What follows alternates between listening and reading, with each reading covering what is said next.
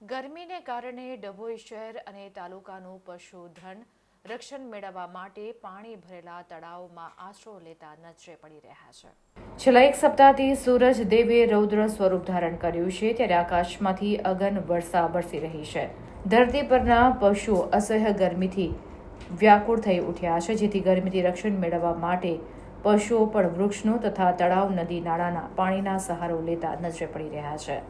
ડભોઈ તાલુકાના ગ્રામ્ય વિસ્તારો તથા ડભોઈ શહેરમાં પશુઓ ગરમીથી રક્ષણ મેળવવા માટે તળાવ અને નદીના પાણીમાં ઉતરેલા નજરે પડી રહ્યા છે અને રક્ષણ મેળવી રહ્યા છે.